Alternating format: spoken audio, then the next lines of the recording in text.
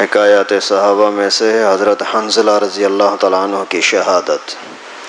غزوہ احد میں حضرت حنظلہ رضی اللہ تعالیٰ عنہ اول سے شریک نہیں تھے۔ کہتے ہیں کہ ان کی نئی شادی ہوئی تھی، بیوی سے ہم بستر ہوئے، اس کے بعد غسل کی تیاری کر رہے تھے اور غسل کرنے کے لیے بیٹھ بھی گئے تھے، سر کو دھو رہے تھے کہ ایک دم مسلمانوں کی شکست کی آواز کان میں پڑی جس کی تاب نہ لا سکے۔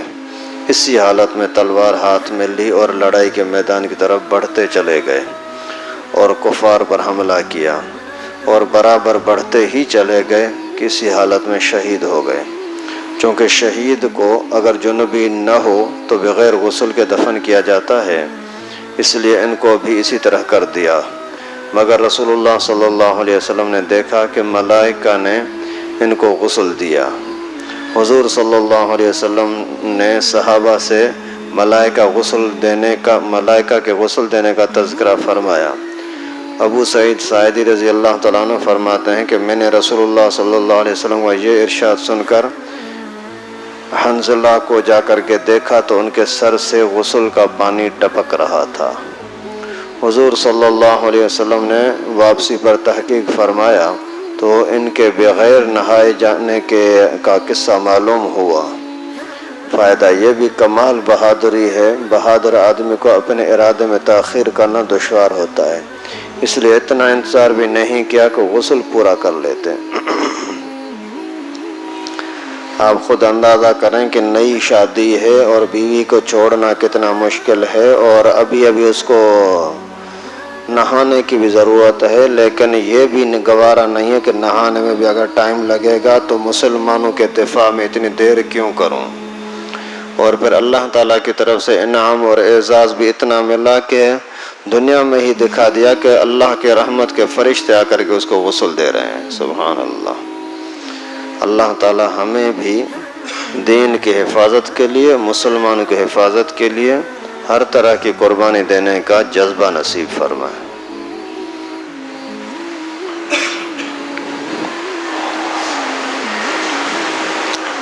فضائل قرآن میں سے حضرت معاذ جوہنی کی روایت ہے، قال رسول اللہ صلی اللہ علیہ وسلم من قرأ القرآن وعمل بما فیہ البس والداہ تاجا یوم القیامت ضوءہ احسن من ضوء الشمس فی بیوت الدنیا لو کانت فیکم فما ظنکم بالذی عمل بہذا، کہ رسول اللہ صلی اللہ علیہ وسلم کا فرمان ہے کہ جو شخص قرآن پاک پڑھے اور اس پر عمل کرے، اس کے والدین کو، اس کے ماں باپ کو قیامت کے دن ایک تاج پہنایا جائے گا جس کی روشنی سورج کی روشنی سے بھی زیادہ ہوگی۔ اگر وہ سورج تمہارے گھروں میں ہو پس کیا گمان ہے اس بندے کے متعلق جو خود عامل قرآن ہو۔ مقصد یہ ہے کہ جب ایک قرآن پاک کا حافظ اور عالم ہے، اس کے اماں ابا کو اتنا بڑا اعزاز ملتا ہے تو خود اس کا اپنا کیا اعزاز ہوگا۔ یعنی قرآن پاک کے پڑھنے اور اس پر عمل کرنے کی برکت یہ ہے کہ اس کے پڑھنے والے کے ماں باپ کو ایسا تاج پہنایا جائے گا جس کی روشنی آفتاب کی روشنی سے بہت زیادہ ہو۔ اگر وہ آفتاب تمہارے گھروں میں ہو، یعنی آفتاب اتنی دور سے اس قدر روشنی پھیلاتا ہے، اگر وہ آپ کے گھر کے اندر آ جائے تو یقیناً بہت زیادہ روشنی اور چمک کا سبب ہوگا۔ تو پڑھنے والے کے والدین کو جو تاج پہنایا جائے گا، اس کی روشنی اس روشنی سے زیادہ ہوگی جس کو گھر میں طلوع ہونے والا آفتاب پھیلا رہا ہے۔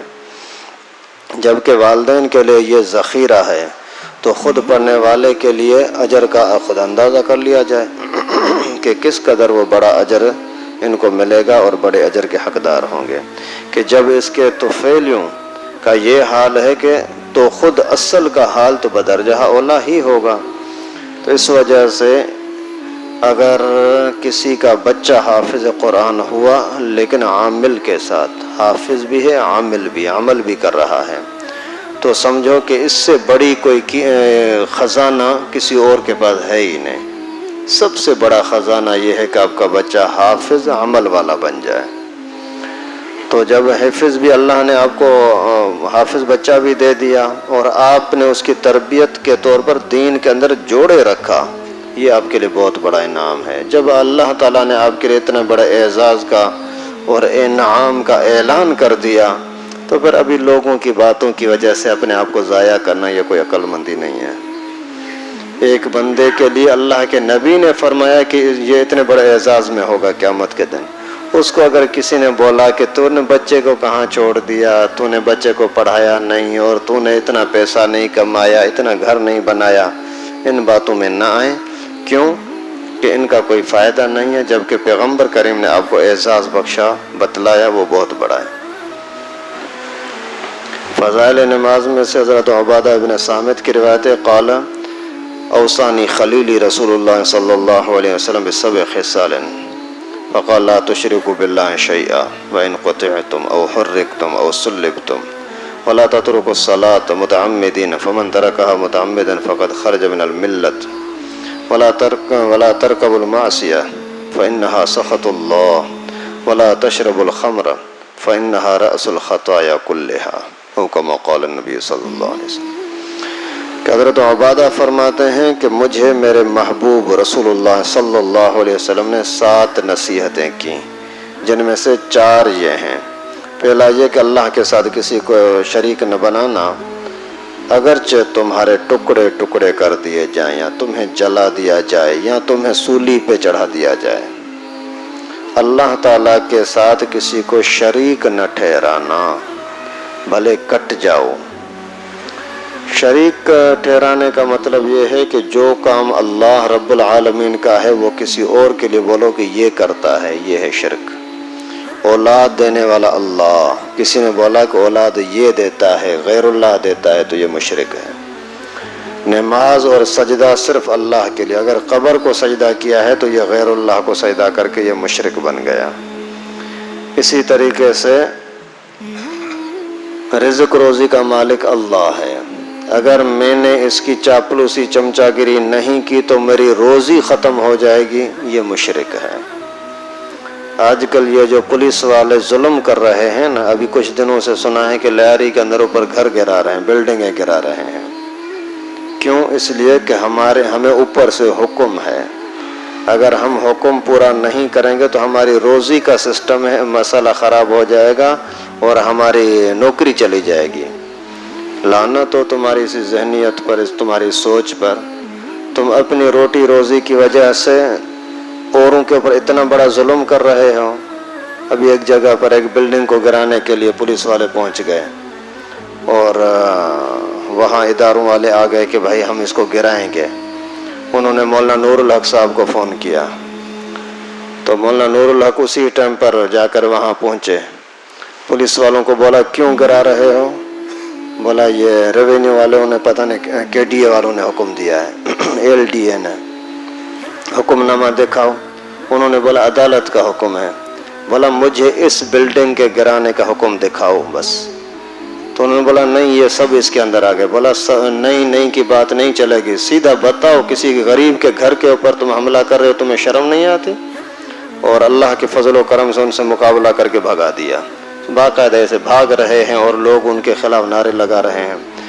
تو یہ دیکھو کتنی پلیت سوچ ہے کہ بھائی میں اگر اس کے اوپر یعنی ظلم نہیں کروں گا، اس کے گھر کو برباد نہیں کروں گا تو میری نوکری کا مسئلہ ہے۔ ظالم روزی کا مالک تو اللہ ہے، تو اپنی ذرا سی لالچ کی وجہ سے اوروں کو بے گھر کرنا یہ کون سی انسانیت ہے؟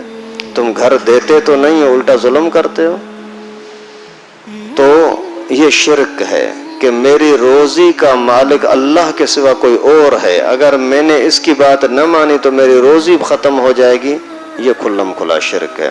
اللہ کے نبی صلی اللہ علیہ وسلم نے فرمایا بھلے کٹ جاؤ، ٹکڑے ٹکڑے ہو جائے، سولی پہ چڑھائے دیے جاؤ، آگ میں تمہیں پھینک دیا جائے، بھلے چلے جانا لیکن شرک نہ کرنا۔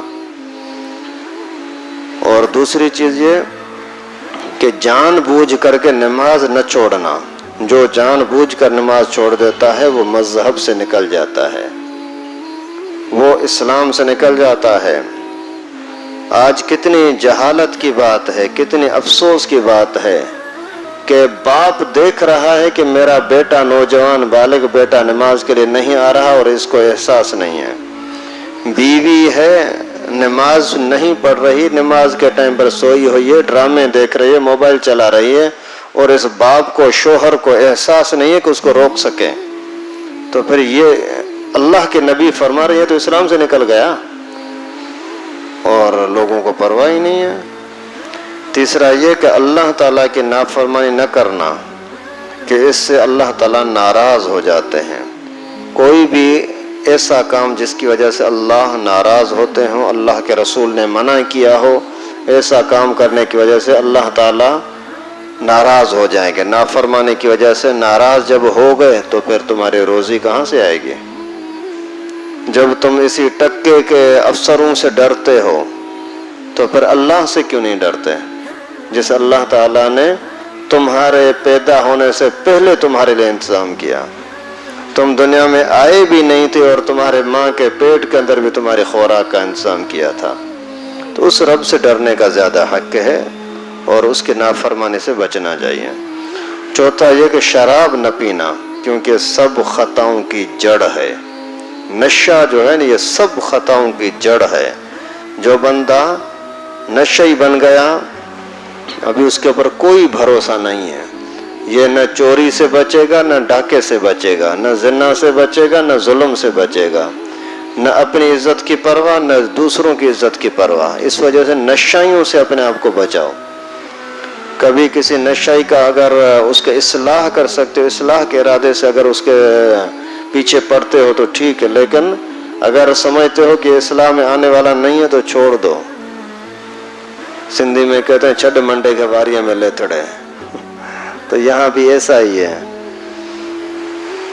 تو اللہ کے نبی صلی اللہ علیہ وسلم نے یہ ہمیں نصیحتیں فرمائیں کہ ان چیزوں کا اہتمام کرو اور کن چیزوں سے بچو اور کون سی چیزیں کرنی چاہیے۔ حضرت فضائل ذکر میں سے حضرت ابو ہریرہ رضی اللہ تعالیٰ عنہ کی روایت ہے، قال قلت یا رسول اللہ من اسعد الناس بشفاعتک یوم القیامہ، قال رسول اللہ صلی اللہ علیہ وسلم لقد ظننت یا ابا ہریرہ اللہ یسألنی عن هذا الحدیث احد اول منک لما رأيت من حرصك على الحديث اسعد الناس بشفاعت یوم القیامت من قال لا الہ الا اللہ خالصۃ من قلبہ او نفسہ۔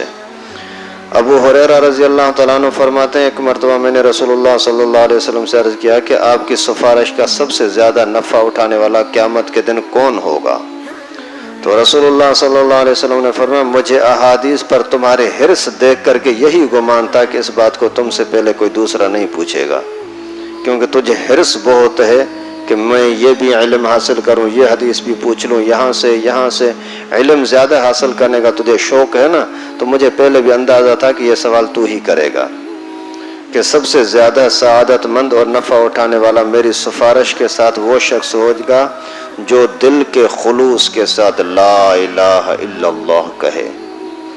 جو شخص لا الہ الا اللہ دلی اخلاص کے ساتھ کہے گا وہ میرے سفارش کا سب سے زیادہ حقدار ہوگا۔ ابھی یہ تو آسان کام ہے نا، مرنے کے بعد تو ہم کچھ نہیں کر سکتے، لیکن ابھی تو کسی ٹائم پر تنہائی میں بیٹھ کر کے تھوڑا سا اللہ تعالیٰ کی طرف توجہ کر کے بولنا لا الہ الا اللہ، اللہ کے سوا کوئی معبود نہیں۔ پیغمبر کریم نسخہ بتا رہے ہیں کہ اگر میری سفارش چاہیے نا تو پھر میری سفارش کا طریقہ یہ ہے کہ تنہائی میں بیٹھ کر کے اخلاص کے ساتھ آپ بولو لا الہ الا اللہ، اللہ کے سوا کوئی معبود نہیں۔ آج آپ ایسا کریں